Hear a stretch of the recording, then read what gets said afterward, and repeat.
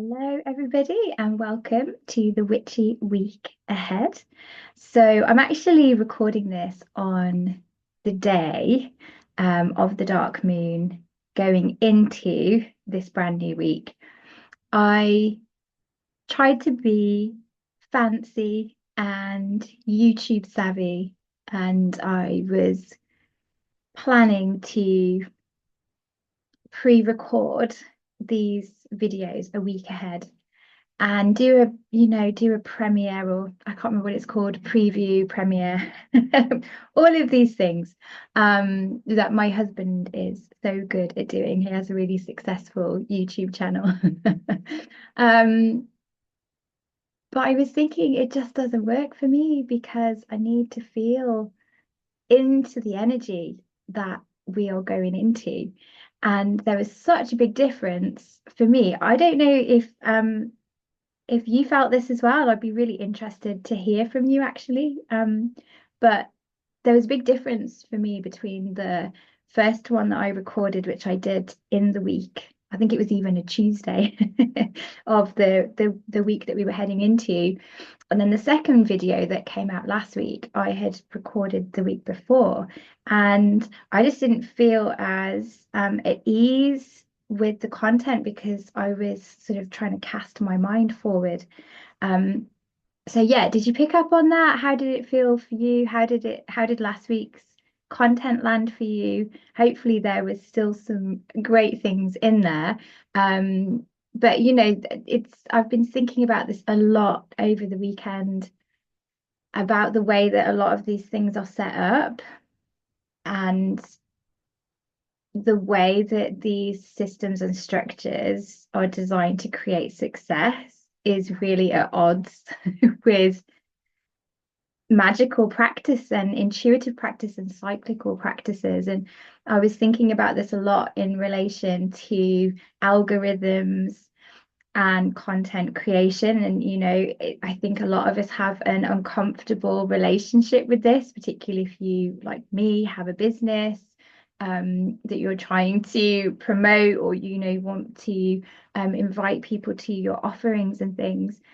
And what I was thinking about reflecting on this morning is I am a very multifaceted person. I do lots of different things that sometimes seem to be not necessarily contradictory, but quite, far apart. I'm a Buddhist and a witch and a Reiki teacher and a yoga teacher and a therapist and an artist and a mom. And I was posting this morning on Instagram about my weekend. So I was over in Eccleshall yesterday with my mentor, and I was doing a whole day of practical and theory for my past life training that I'm doing. I've been doing this for about 9 months now. It's really intense, as I'm sure you can imagine. I know not everyone's cup of tea as well, but I really felt called to do it, and I'm absolutely loving it. It's hard because so much of the work is self-development, and self-development is always challenging, but this is how we become good space holders and keep working on ourselves. Keeps you really humble as well, which is massively important. I think humility is a dying quality. Um, so anyway, I was posting this morning about my past life training, and then looking at, you can see how many people are looking at, which I think is danger, isn't it? It's danger territory when you can see how many views your posts have got. I was like, wow, I have an okay amount of followers. Um, and so few see my posts. And a lot of the time recently, and I know lots of people have talked about this too, it just feels like you're kind of speaking into the void somewhat. There's not a lot of engagement like how it used to be. And I was like, yeah, I think I'm often sort of punished by the algorithm because I don't fit in a box. I'm not staying in a lane. And my husband was talking to me about this with in regards to YouTube. It's like it's constantly trying to find your audience, and it wants that kind of sense of staying in your lane and picking one thing. It's like, yeah, but like I'm a real like Shakti woman. I have a lot of, my teacher Kimberly refers to them as Shakti arms, and I love that. Like I enjoy working in that way, as I know so many people do, particularly like creative people, artists. It's our like operating mode. So it's really frustrating, isn't it, when you're like the structures that are set up want to keep us in these boxes so they can be like, right, that's what that person's about, and then this is their audience. You're like, well, that's what I'm about on a Tuesday, but on a Wednesday might be completely different. So anyway, here I am sticking to what feels right for me. And I just want to speak to the people that are interested and in alignment with me and the way that I share my offerings and my content. And yeah, the kind of Aquarian moon, rebellious part of me, I don't want to play the game. So let's see who finds this video, and let's have a look at the witchy week ahead. So I'm here at home today. Um, I've got a rare Monday at home by myself. So I have been resetting my altar, which I'm sat in front of. I have lots of altars that I tend. Lots of you know this about me. I'm a very altar-centered person. So this is my personal one here at home, in my office. And then obviously I have the larger altars at the goddess temple, at the studio. And then there's like mini ones around the house as well. I sort of try and sneak them in wherever I can. So yeah, this is my home and what I would refer to as my working altar as well. So lots of things going on here. I've just been adding some cards that I've been pulling for the week ahead and for this new cycle that we're going into with the new moon in Cancer tomorrow. I've pulled us a card for the week as well, which I'll share in a little bit. And I am burning um, some of this fabulous Hecate smoke from Sons of Asgard, which is a wonderful independent shop in Glastonbury. So if you haven't popped in to Sons of Asgard yet, I thoroughly recommend it. It's a beautiful shop. It's a really beautiful experience as well. Like I always find it like a very soft, welcoming energy. And their blends, their incense blends are wonderful, like really, really interesting combinations. And of course, you never know what's in them. They don't put their ingredients, which I love because it's like, what is that smell and why does it smell so good? I've just put this on and I realize it's not doing anything. I must have completely missed the charcoal disc, which happens, doesn't it, with these discs? You can put stuff on and then completely miss the part that is that is burning. Um, so yeah, Hecate incense. So I bought this incense specifically to work with the dark moon. So Hecate's power time, if you like, or her ritual time is the days of the dark moon, which we have been in over the weekend. And then this is the last day of the old moon, or the dark moon is today.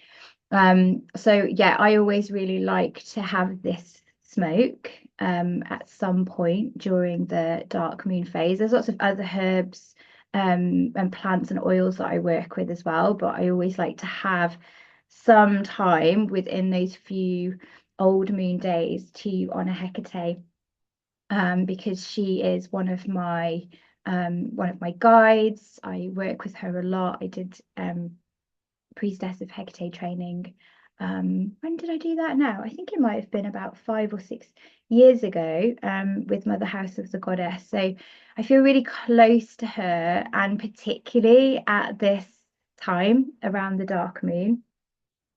So yes, that is a beautiful smoke. If you are not somebody that likes or wants to mix your own sacred smokes, then getting ones that are already made is very helpful, and that is a wonderful one.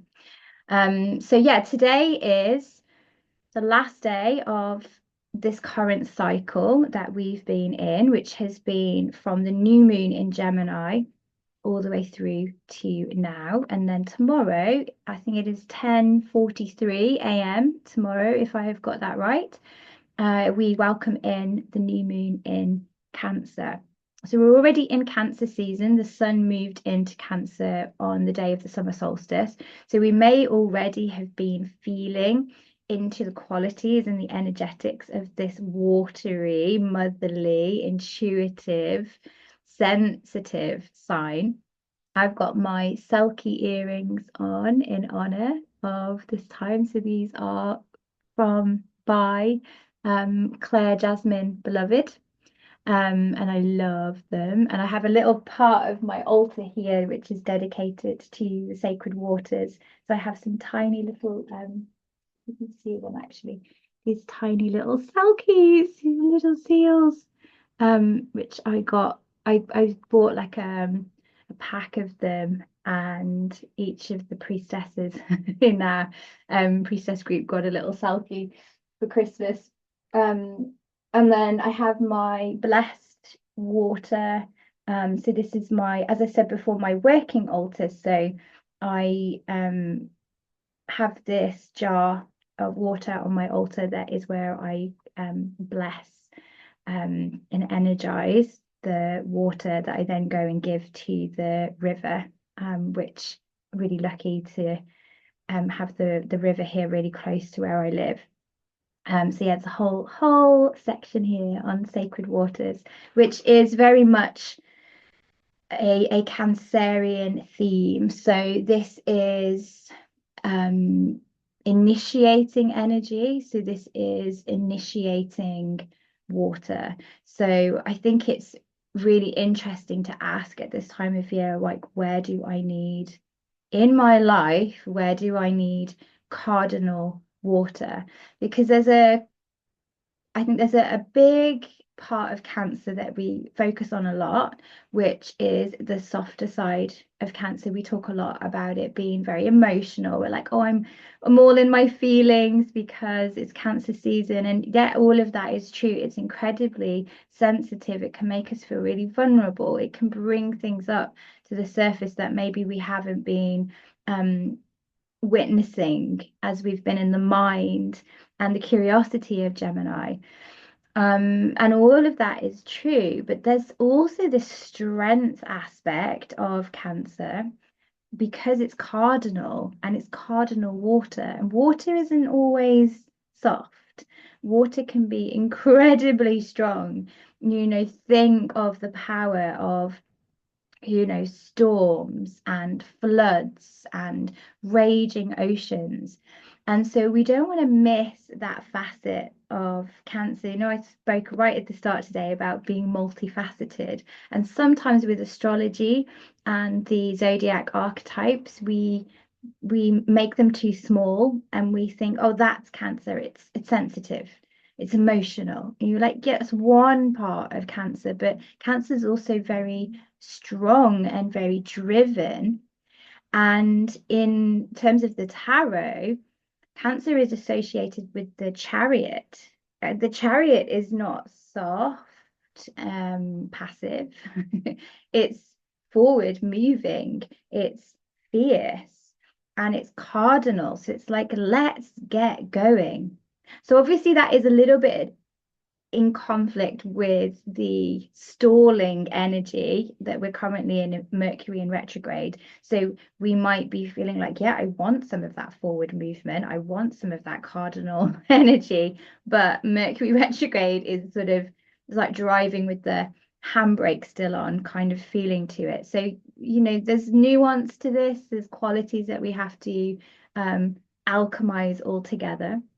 But a question that I really like to think about with a new moon in Cancer is what feels stagnant, what feels like it needs that cardinal water, it needs renewal, it needs movement, it needs transformation.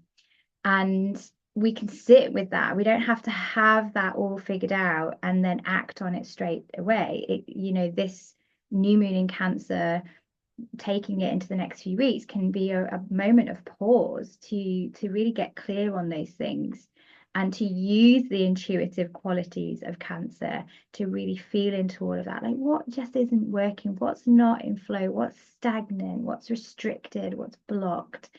And take your time with it. So one of the things that I talked about in last week's video was my approach to the lunar cycle and how that might be a little bit different. So I was focusing on the qualities of full moon and the ways in which I like to work with that. And similarly with the new moon, I just invite us all to not be in such a hurry to create intentions. There's a lot of noise on social media around a new moon, as much as there's a lot of noise on social media around a full moon. And it can be very authoritative energy that comes across in a lot of these posts. You need to, you should be, you have to. Don't miss this. Don't miss this incredible opportunity. Don't miss this astrology. And you think we always been sold this idea that we're kind of, rushing after something. We don't want to miss something. It's a lot of that kind of scarcity marketing actually that sneaks in to the lunar cycle. We advertise things sometimes, or I see things advertised where it's like spaces are selling fast, be quick, and you're like, hang on, I've only just read the description of this event. I'm not sure, do I want to go? Have I got the money? Have I got the time? And already I'm being told that, must act quickly.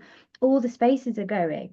And that may or may not be true as well. Like sometimes it's just feel to create a scarcity so that people will then come to your event. And I've been really purposefully going against this when I post things. I'm like, do you know what? There's loads of spaces. It's unlikely that it's going to sell out. So take your time, think about it, see if you've got enough money, see if you want to come, and then you can come and chat with me. And I will let you know. I always say to my sort of regular community, if it's looking like it's getting booked out, I will let you know. I will check in, which I do. I message people. I don't know if you still wanted to come to this or you're still thinking about this. I've only got a couple of spaces left. But it's interesting, isn't it? All of this language and what we are being fed so much of the time, and how this can really quickly sneak into our magical practices, maybe our priestess path, our relationship with goddess, our relationship with the moon and cycles. And then we feel like we are always missing a powerful moment. Oh, I missed that new moon. Oh, I didn't have chance. Because life is busy. So if we only give ourselves the day of the new moon to reflect on everything, connect with our intuition, get guidance, create an intention, it's not enough time.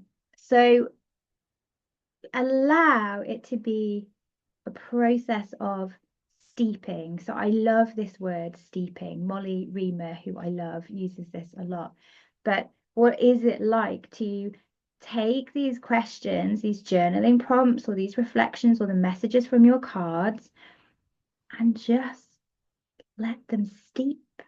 So your intention may appear next month.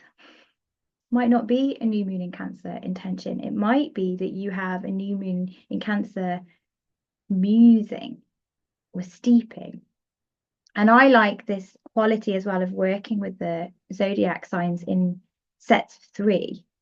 So it could almost be, well, I create an intention, I co-create an intention over 3 cycles, and just give some space to everything, because otherwise what happens, I see it all the time with our magical practices, is we feel like we are failing.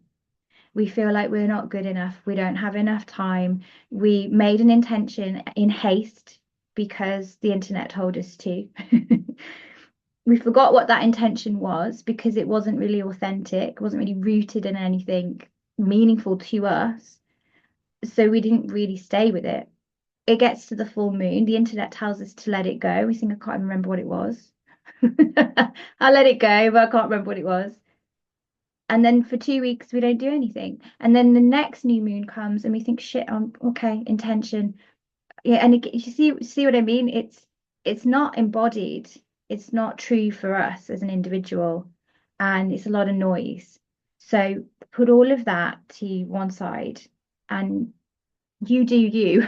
So if this new moon in Cancer arrives and the next few days, as we move through this week, you're like, I am really getting clear on this. Like, I feel like this intention would be really helpful for me, then create that. Maybe do some ritual with it.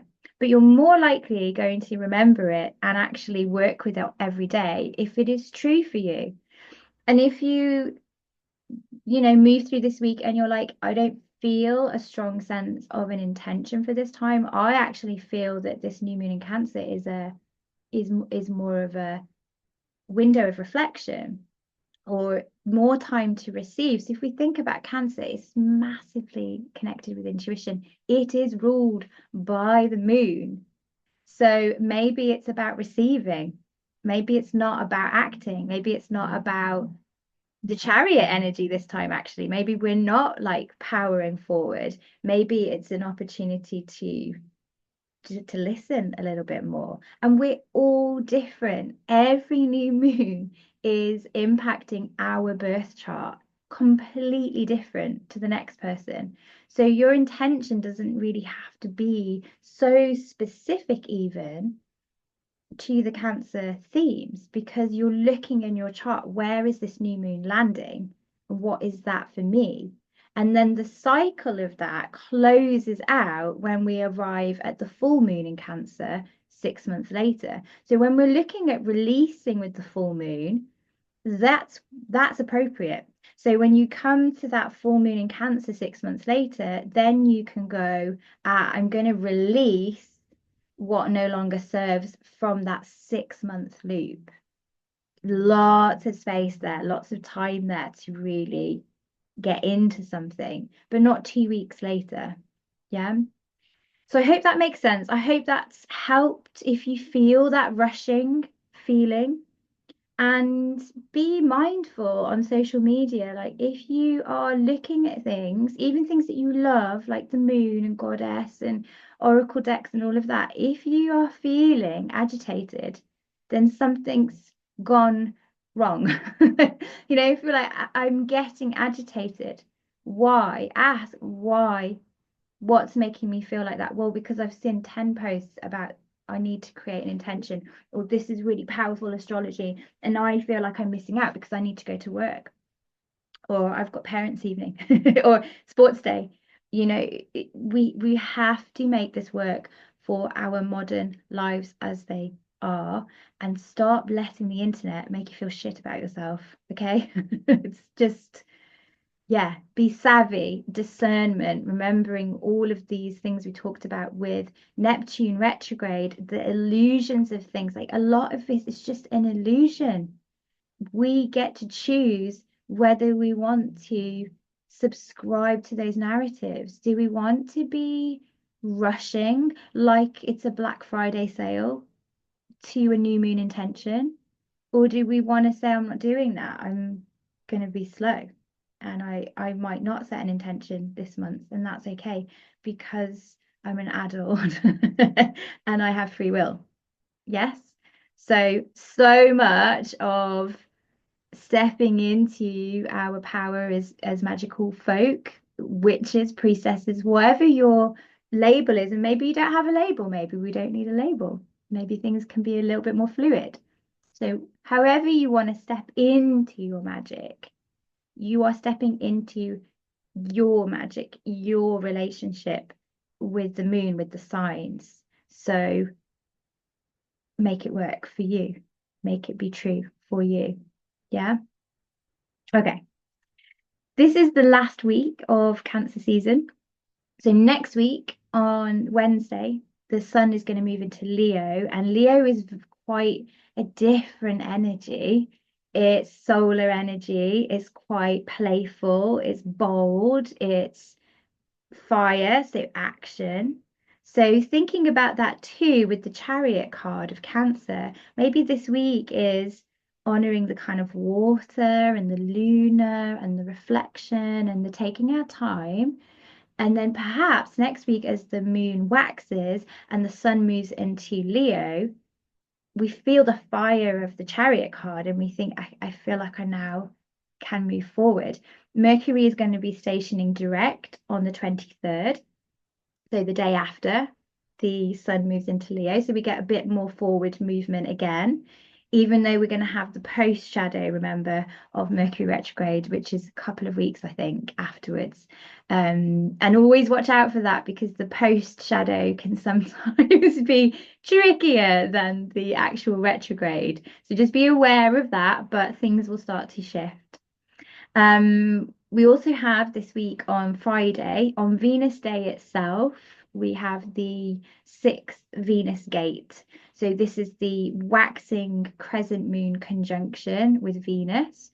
And in the story of Inanna and the gates of ascension and these chakra points, she's been moving up, she's been reclaiming her items of clothing and objects, and she arrives at the third eye chakra, so the sixth gate of ascent. So isn't that interesting as well? So intuition, sight, vision. So a really beautiful way to continue all of these reflections and trust your own magic, trust your own insights, trust your own ways of working. So all of the ways that I have ended up teaching in the way that I do have been an alchemy of learning from incredible teachers, my own studies, books, and all the hundreds of astrology blogs and lunar blogs and seasonal blogs over the years. But a huge component of the way and what I teach has come from my own discernment, my own feeling, my own intuition. And oftentimes it's been contradictory to what I have been taught or what I have read about things. And that can be hard because you're going against the grain. You're like, well, I don't see it that way. I get this a lot with the Wheel of the Year. I teach the Wheel of the Year very, very differently to how it's more commonly taught because I've really felt into it, the land where I live, the agricultural cycles of where I live. And I'm like, yeah, that's not true for me. So I want to honor it in this way and actually want to invite people into it in this way.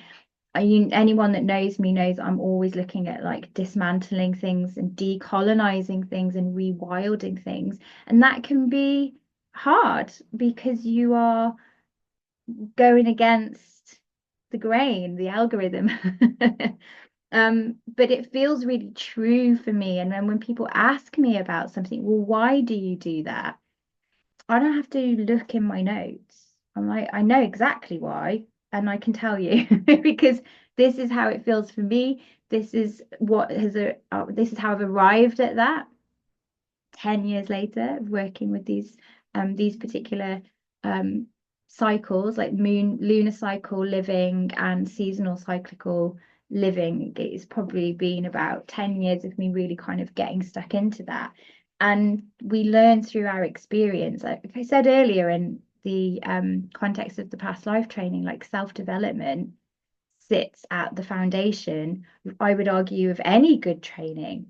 So it's exactly the same with our magical practice and our cyclical practices. Is the only way that you're really going to learn is by doing it and then going, is this true for me? How does this feel for me? And it's okay for us to practice differently. One is not more valid than the other. And really getting into that space of both and rather than either or. And if you notice that pattern as well online recently, where it's like everybody wants to be the authority on something. So there's a lot of a formula that I've noticed where it's let's disempower either you, the person that I want to come to my thing, or I'm going to disempower another practitioner and then say that I'm better or my method is better.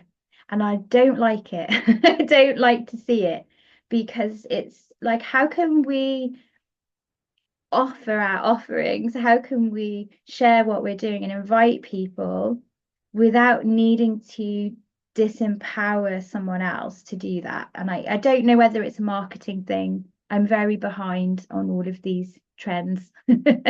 One of my friends sent me something this morning. I was like, I've got no idea what this is about. It's like I don't understand what this marketing thing is.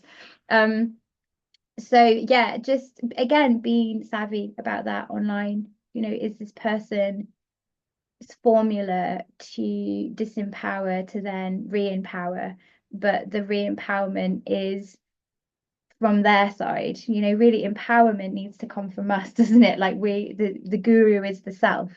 Yes. So I always think with teachers and offerings, it's guidance, it's those beautiful like signposts and using their experience and their wisdom of like, yes, they've walked the path and they know this, but really, I find like any good teacher, and this is what I love about my teachers, is like, I'm going to share this with you and then you make it your own. Like, how does it work for you? And also listen, like I love to listen to my students. Like I learn so much from my students.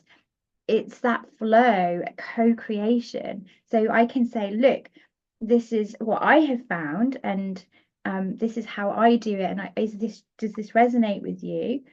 And then they might come back and be like, yeah, it did, but I've also put this in, or I've also seen it from this point of view. And I go, I've never thought of it like that. That's brilliant, and so it's this really like collaborative, humble, loving energy where we're not trying to position ourselves as an expert or as an authority in order to get to people to come to things.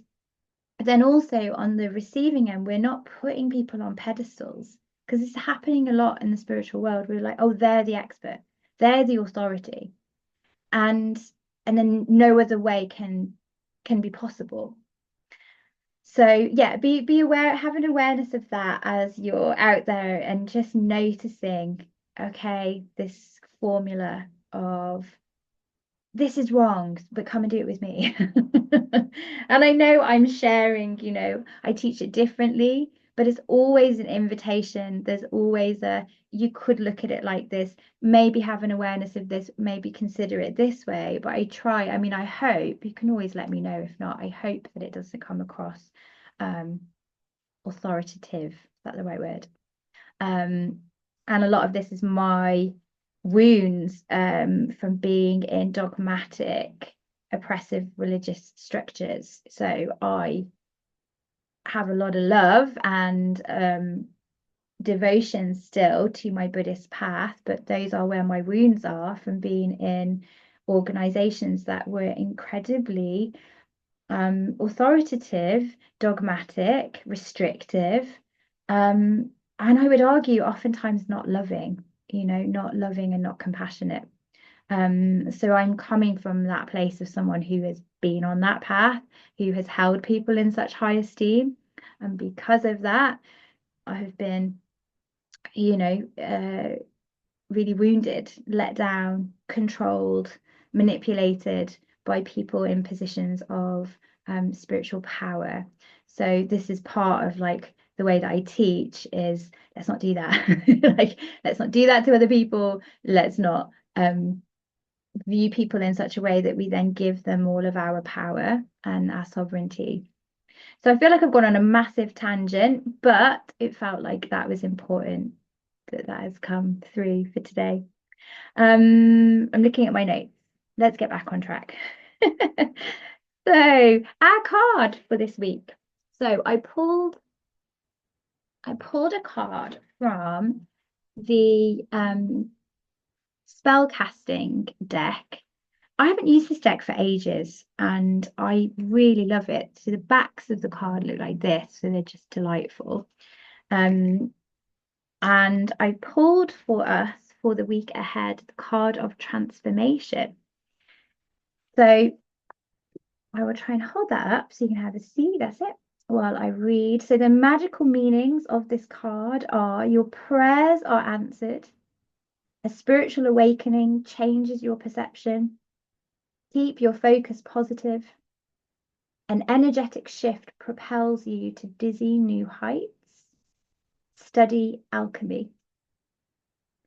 Just check there's nothing. Yes, that's it for that one. So, transformation. I'm going to pop that on the altar so that I can remember that for the week ahead. And I really like that word alchemy for the dark moon as well. So if we go back to the energy of today and a little bit into tomorrow before the new moon, it's the cauldron time, the dark moon. It's that time to come almost like return to the cave kind of thing. I think about that image of um the sort of the hermit card in the tarot, the wild woman of the forest, the village witch who is in service, through the bright weeks of the month. And then it gets to the dark moon, and I imagine like the sign on the door or the cave that's like, the witch is not in. Because of that retreat and, that needing to speak to the beyond. So the ancestors, the guides, themselves to know what is next and to alchemize all that has been. So, in our own approach with the moon, what we could do here is think about that, like, how do I create a little bit of space to just sit down with everything that has taken place these last 4 weeks and think of that cauldron. And as we're placing things in the cauldron, some of these things are being like melted down because they're no longer needed. They've maybe they've been things that have been really challenging, but we've learned something from them. Maybe they're things that we're like, I don't want to think that way about that thing anymore. I really want to shift that mindset. And so we're throwing these things in, but there's this idea of alchemy, so that all those experiences, good or bad, those are just labels, aren't they? Anyway, often we can see these things in a multifaceted way, but all these experiences have probably arrived with teachings and insights that we can then take with us into the next cycle. But as I said before, when we're rushing the cycle of the moon, we don't get this time.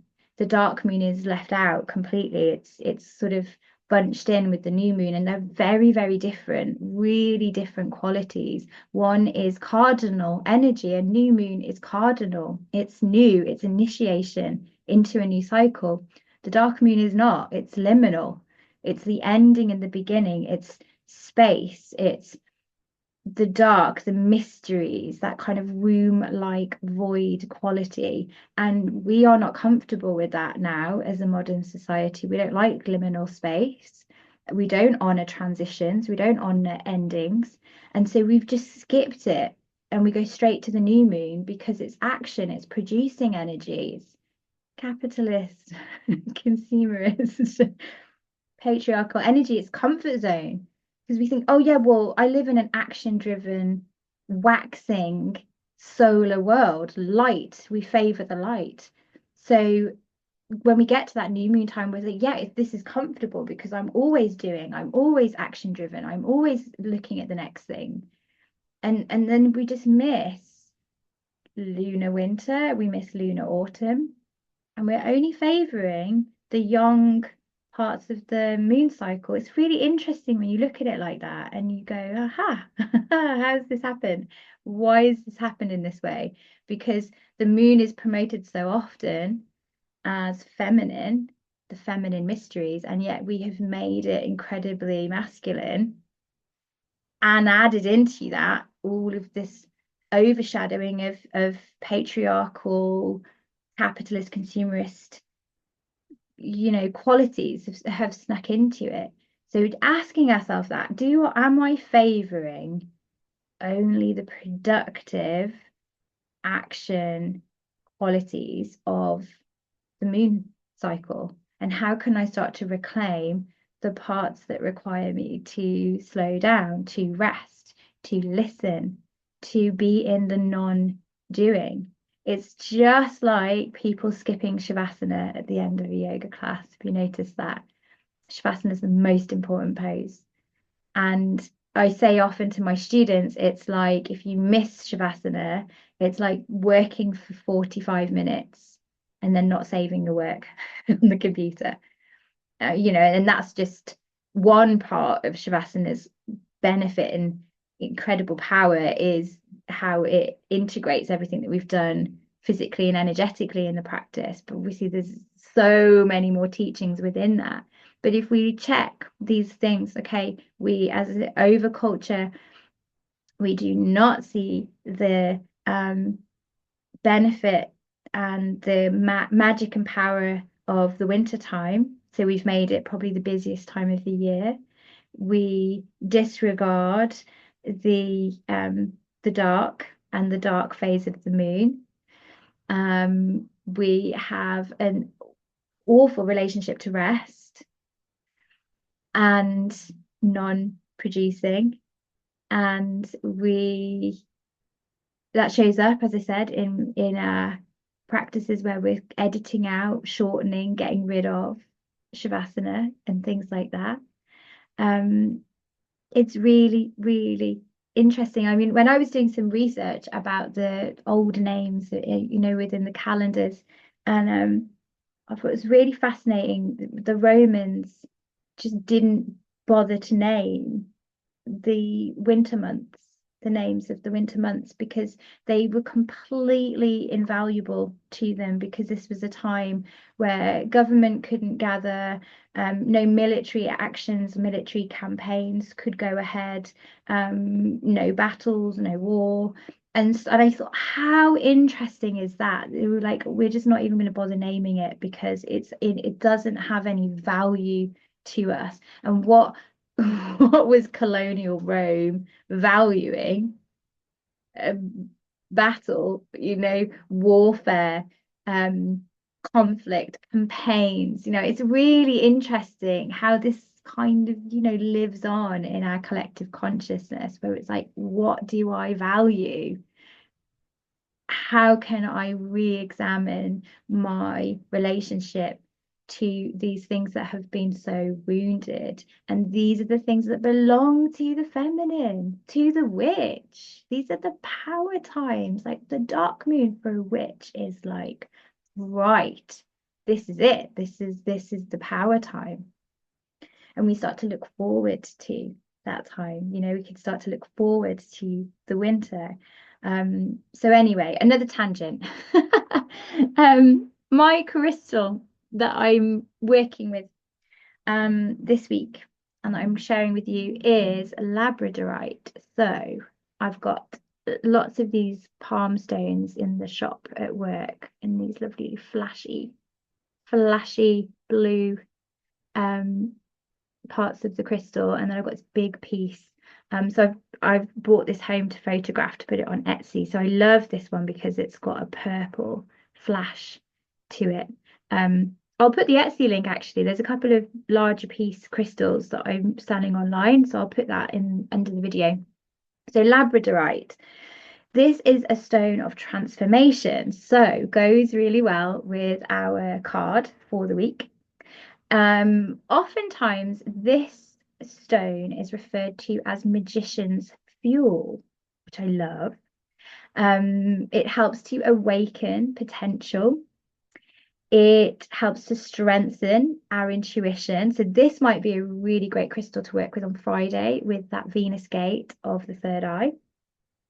It is also incredibly protective. So it's protective from the point of view of our spiritual practice.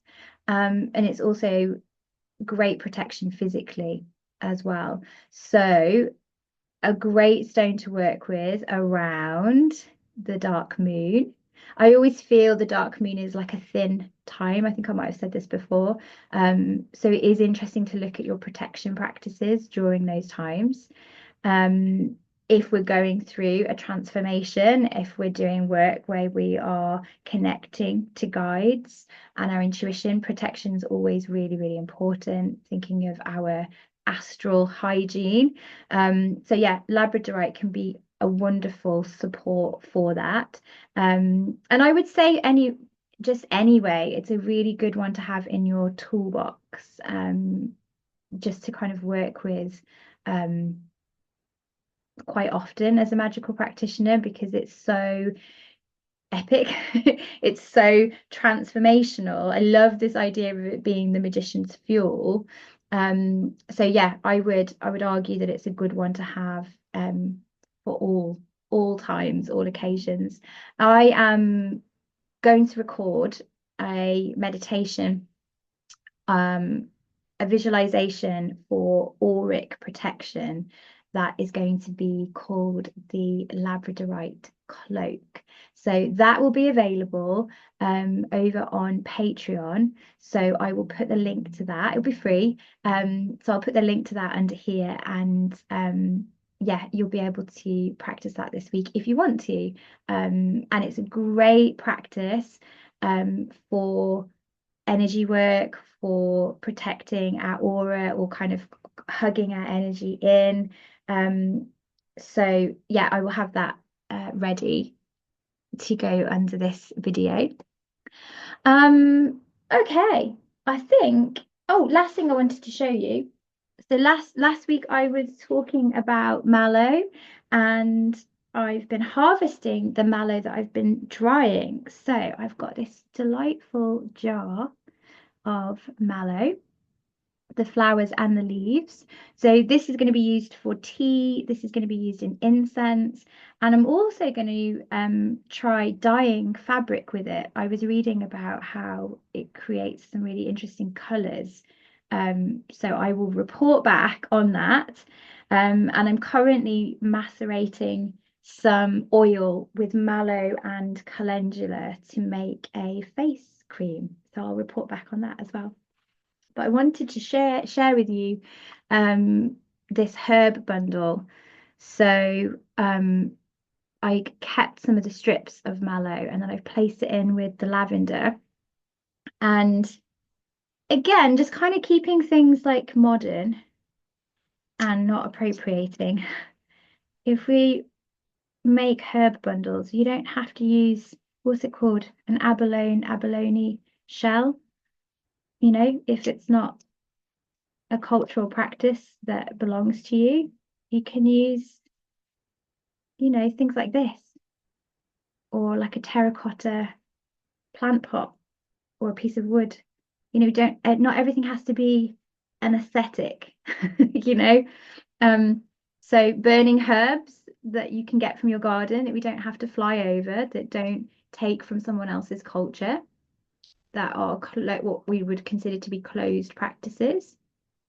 And then likewise, what we use to support the herbs, it can just be something really practical. It doesn't have to be everybody has this like aesthetic of it's an abalone shell and white sage. It's like, no, it's, what is it for you? What herbs work for you? And then what works for you as a little container. So I love this. I got this for my birthday as a set with some other things. Like, this is perfect way to smoke the house. So going back to the dark moon, wonderful time to smoke the house. Let go of the energy of the previous cycle, create space for the new. And always remembering, as I said last week, whatever you release, you need to replace. Please be careful at the moment, burning anything with all the heat and the dryness that has been taking place. There have been some absolutely horrendous wildfires over the weekend. caused, some of them by people doing some really stupid things. So if you are burning anything, please be careful.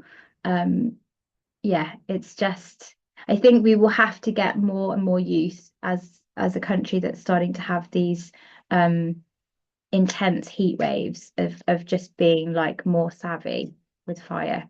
Um, obviously, like my experience of living in Australia for as long as I did, wildfires were such a huge part of daily life and prepping for and safety and all of that. And I used to have this backpack that I would have to take with me when I left so I used to live in the rainforest in the Dandenong Ranges, and then the temple that I looked after was in the city centre. So I would drive about an hour every day to get to the city centre temple, and then I would drive back. And we used to have this app, this alert on our phones to say, like, if any bushfires had started, that we weren't to travel back into the rainforest. So we would have to have in our backpack, like, all of our precious things, so like passports and birth certificates and things like that, and then other things like that you would use for protection if you didn't get the alert and you're like halfway through. So yeah, it's a really it's a really scary thing, and I think that yeah, we just need to be a little bit more aware of what happens when things are as dry as they have been for as long as they have been, and being just really, really cautious with burning things. So anyway, another tangent. Today has been the Witchy Week Ahead plus a million tangents. We'll see what the algorithm does with with today's exploration. Um, so yeah, thank you so much for listening and for watching. And any questions about anything that you want me to answer in next week's video, please just let me know. Or yeah, reflections or insights or anything you would like to share.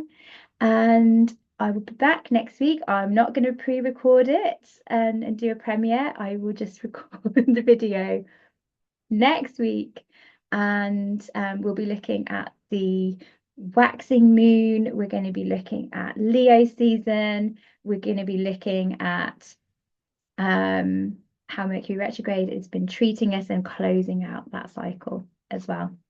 So take care, stay magical, and I will see you next week.